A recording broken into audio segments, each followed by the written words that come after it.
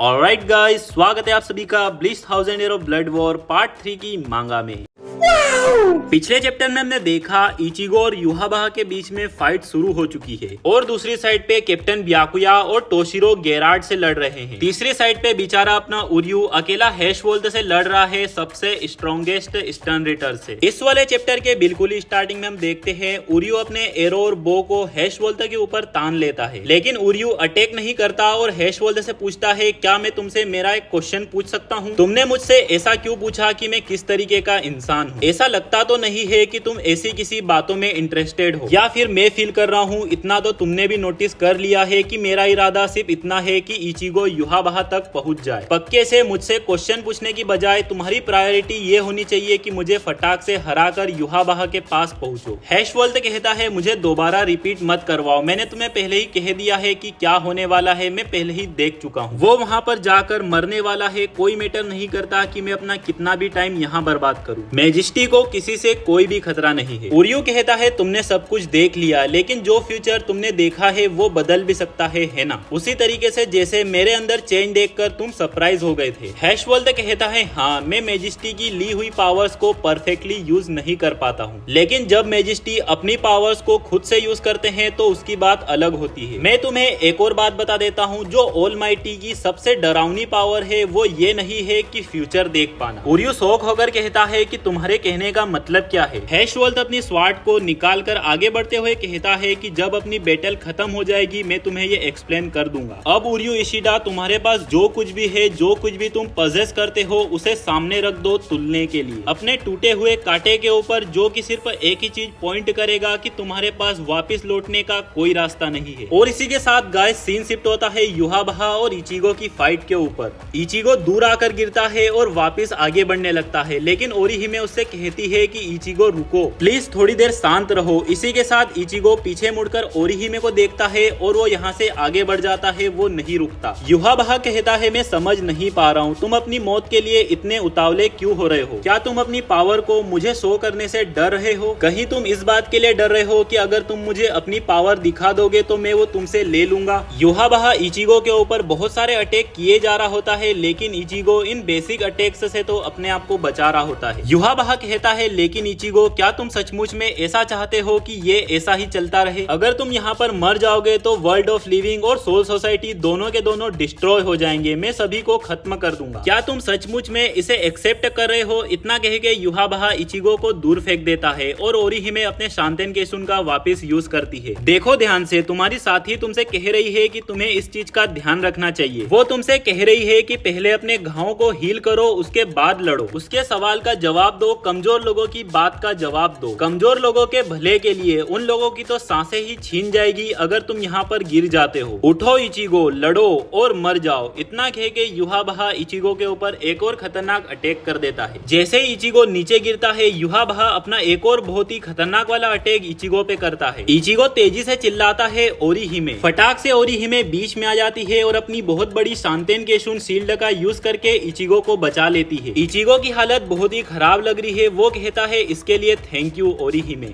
ओरिहिमे कहती है कि मैं खुश हूँ, उस वक्त मैं तुम्हारे मूवमेंट को बिल्कुल भी पकड़ नहीं पाई, जिससे कि तुम्हारे कपड़ों का एक छोटा सा कोना ही मेरे हाथों में आया था, लेकिन तुम फिर भी मेरे लिए रुके और जैसे ही तुमने मुड़ के पीछे मेरी तरफ देखा, मैंने नोटिस किया कि ये आंखें ऐसी नहीं है कि जो कि लापरवाही के साथ लड़ रही हो। मुझे लगता है ऐसा तुम किसी न किसी रीजन से कर रहे हो। इचिगो कहता है हाँ, यहाँ पर कोई न कोई है जिसे कि मैं जगाना चाहता हूँ, क्विंसी के स्पिरिचुअल प्रेशर से भिगा कर। इसी के साथ ओरिहिमे देखती है कि इचिगो की स्वार्ड का कलर चेंज हो रहा है और इसी के साथ भाई साहब हम देखते हैं बहुत ही सारा स्पिरिचुअल प्रेशर यहाँ पर रिलीज हो रहा है। युहाबहा ये देखकर कहता है तो अच्छा, इसीलिए तुम इतनी देर से खेल खेल रहे थे। और भाई साहब इसी के साथ गाइस मैं कुछ नहीं बोलूंगा, तुम लोग सिर्फ बंदे का लुक देखो एक बार। इस तरीके के लुक को देखते के साथ ही अपने जैसे फैंस को प्योर गूज बम्स आ जाते हैं और कहीं दुश्मनों की तो नॉर्मली ही पेंट गीली हो जाती है। भाई साहब बंदे ने क्या ही ट्रांसफॉर्मेशन ली है गाइस। इस ट्रांसफॉर्मेशन को देखते के साथ ही ओरिहिमे घबरा जाती है पिछली वाली मेमोरी को याद करते हुए।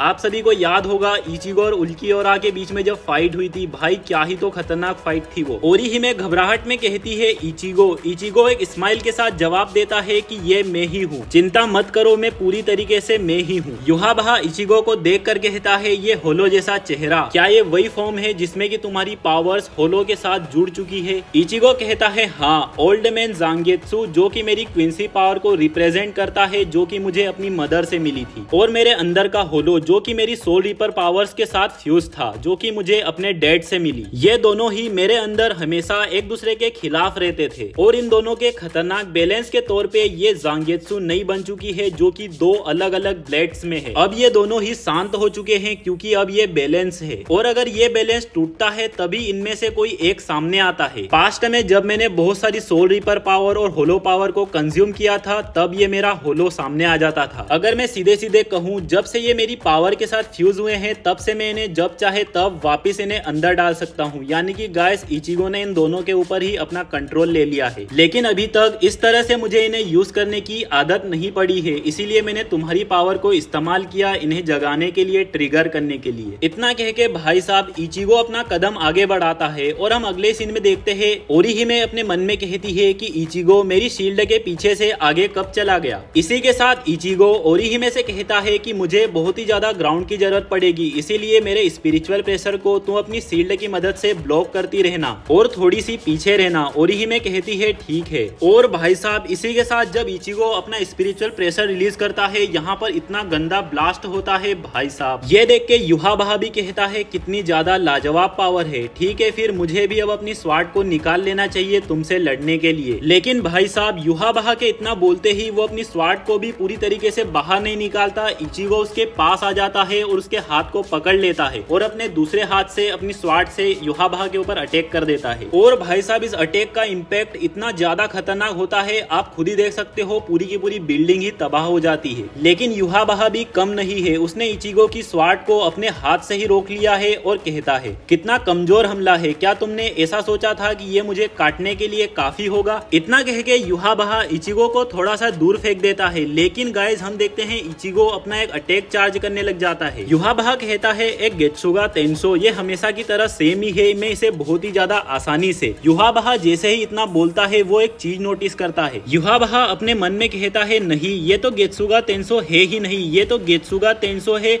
जो कि मिक्स है सेरो के साथ। और भाई साहब ये जो अटैक होता है ग्रेन रे सेरो और उसके साथ में गेत्सुगा तेंसो प्लस, यानी कि दोनों मिक्स करके लगता है, ये लिटरली युहाबहा को बहुत ही गंदा डैमेज दे देता है। ये देख के युहाबहा भी शॉक हो जाता है, और ये जो अटैक निकला होता है इसका शेप एकदम रिंग जैसा होता है। इचिगो अपने ही अटैक के फोर्स के कारण थोड़ा सा पीछे जा रहा होता है, तभी युहाबहा अपनी शोक भरी आवाज में अपने आप से ही कहता है कि गेत्सुगा तेंसो और ग्रैंड रे शेरो का फ्यूजन, ये सचमुच में एक ऐसी पावर है जो कि तुम जैसे के ऊपर फिट होती है, एक ऐसा शख्स जो कि सभी के सभी चीजों के फ्यूजन से बोर्न हुआ है। इसी के साथ युहाबहा इचिगो के अटैक को पकड़कर खत्म करने लग जाता है और चिल्लाकर कहता है लेकिन मैंने जैसा कि तुमसे कहा कि तुम अभी भी बहुत ही ज्यादा कमजोर हो इचिगो। ये सुन के इचिगो एक और अटैक युहाबहा पे कर देता है अपनी स्वार्ड से, जिसे कि युहाबहा अपनी स्वार्ड से ब्लॉक कर देता है और कहता है इचिगो मुझे पता है कि तुम इस वक्त क्या सोच रहे हो। इसी के साथ गाइस ये इचिगो की थिंकिंग बोलने लग जाता है, ये मुझे अंडर एस्टिमेट कर रहा है, इसीलिए ये अपनी पावर्स को यूज नहीं कर रहा है, और इसी कारण से ये मुझे अप्रिशिएट भी नहीं कर रहा है मेरा फुल पोटेंशियल होलो फॉर्म देखने के बाद भी। मेरी एकमात्र अपॉर्चुनिटी ये है इसे हराने के लिए कि मैं इसके ऊपर हमला कर दूं, जब तक कि ये मुझे अंडर एस्टिमेट कर रहा है। युहाबहा कहता है ये जो तुम सोच रहे होगे ये सही है, और जो तुम्हारी अपॉर्चुनिटी है वो अब यहाँ पर खत्म हो चुकी है। इचिगो तुम्हारी पावर बहुत ही ज्यादा ग्रेट है, बहुत ही ज्यादा बड़ी है, इसीलिए अब मैं ज्यादा टाइम तक गार्ड डाउन करके नहीं रह सकता। इसी के साथ गाइस ये दोनों बहुत ही भयंकर तरीके से एक दूसरे से लड़ने लग जाते हैं। ओरिहिमे अपने आप को बचाते हुए नीचे से इन दोनों को देख रही होती है। मतलब गाइस ओरिहिमे के बस की बात शायद ही हो कि ये इन दोनों की स्पीड को देख पा रही होगी, लेकिन वो फिर भी शायद ऐसे ही इनके आफ्टर इफेक्ट को देख रही है। और इसी के साथ भाई साहब हम देखते हैं युहाबहा अपनी ब्लेड के अंदर से एक और ब्लेड निकाल लेता है और इचिगो के ऊपर हमला करने लगता है। युहाबहा इचिगो से कहता है कि तुम क्या सोच रहे रहे थे सिर्फ तुम ही 2 ब्लेड्स को यूज कर सकते हो। युहाबहा इचिगो को झटका देकर कहता है कि अब सावधान रहो, ज्यादा उतावले होने की कोई जरूरत नहीं है, तुम्हारे रास्ते में जाल बिछे हैं। और गाइस हम देखते हैं बेचारा इचिगो जैसे ही जमीन पर पैर रखता है उसके पैरों में खंजर घुस जाता है खून से बना हुआ, या फिर गाइस ये खून इचिगो का ही है। युहाबहा ने कुछ और नीचे ऐसा मैकेनिज्म लगा के रखा है जिससे कि इचिगो की ब्लीडिंग शुरू हो चुकी है उसके पैरों में से, यानी कि उसको चोट लग रही है यहाँ पर पैर रखने से। गाइस इचिगो फटाक से उछलकर एक दीवार के पास जाता है, लेकिन भाई साहब हम देखते हैं युहाबहा कहता है हाँ उधर भी, और दीवार के अंदर से भी खून से बने हुए खंजर बाहर आते हैं और उससे भी इचिगो को बहुत ही गंदा डैमेज हो जाता है। इचिगो बचते हुए अपने मन में कहता है कि डैम, क्या इसने सभी जगह जाल बिछा कर रखे हुए हैं। जैसे ही इचिगो थोड़ा सा नीचे गिरता है युहाबहा अपनी स्वार्ड से उसके ऊपर अटैक कर देता है। इचिगो उससे बच जाता है, लेकिन युहाबहा उससे कहता है इचिगो मैंने तुम्हें पहले ही बताया था कि मेरी पावर है ऑलमाइटी, जिससे कि मैं फ्यूचर देख सकता हूँ। इचिगो कहता है तो इसका मतलब तुमने फ्यूचर देखकर उन जगहों पर ट्रैप बिछा दिए जहाँ पर कि मैं पैर रखने वाला हूँ, ऐसा है क्या?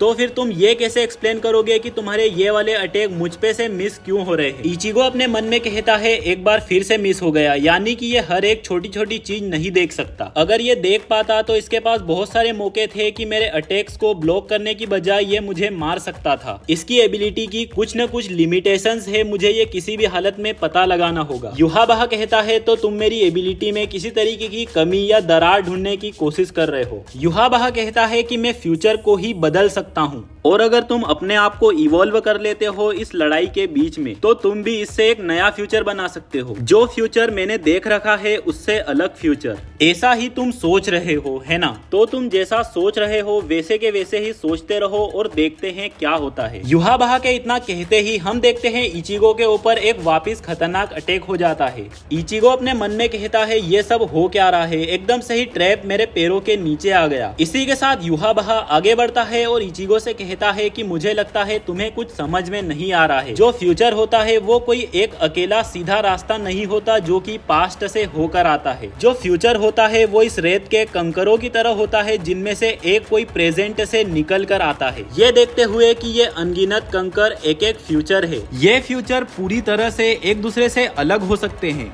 अगर मैं तुम्हें अलग शब्दों में समझाऊं तो हर एक कंकर अनगिनत पॉसिबिलिटीज को रिप्रेजेंट कर रहा है, शो कर रहा है। इचिगो मुझे उम्मीद के बारे में बात करना अच्छा लगता है। फ्यूचर बदल भी सकता है, ये बहुत ज्यादा हद तक सही है। ये एक बहुत ही शानदार सच्चाई है जो कि होप से भरी हुई है। तुम लड़ाई के बीच में इवॉल्व भी कर सकते हो, ये भी पूरी तरीके से सही है। ये भी एक ऐसा सच है जो कि पूरी तरीके से होप से भरा हुआ है। हालांकि फ्यूचर को चेंज करने के लिए कम से कम तुम्हें उन कंकरों में से एक को दूसरे के साथ बदलना होगा। एक कंकर को दूसरे कंकर से बदलना होगा बहुत ही बड़ी फैली हुई जगह में। और मेरे पास एक ऐसी एबिलिटी है जिससे कि मैं उन सभी कंकरों को एक हाइट के ऊपर से देख सकता हूँ। इचिगो तुम्हें अपनी होप को छोड़ने की जरूरत नहीं है, तुम कंटिन्यू कर सकते हो जैसे कि तुम हमेशा करते रहते हो। तुम अपनी आंखों को बंद करके उन कंकरों के लिए उम्मीद कर सकते हो। इसे ही अपन डेस्टिनी और पॉसिबिलिटी कहते हैं। यही होप होती है जो कि सारे इंसानों के पास होती है, जो कि सभी को मिली होती है। अब तुम निराशा और मायूसी के मारे मर मत जाना, क्योंकि एक पेरेंट के लिए इससे ज्यादा दुख की बात नहीं हो सकती कि अपने ही बच्चे को निराशा और मायूसी के बीच में जान से मार दे। इचिगो अपने सिर को उठाता है और कहता है कि इसमें मायूसी और निराशा की क्या बात है। मैं मायूसी और निराशा के बारे में सब कुछ ही जानता हूँ, मैं इनसे बार बार टकरा चुका हूँ और हर बार मैंने इन सभी पे जीत हासिल की है।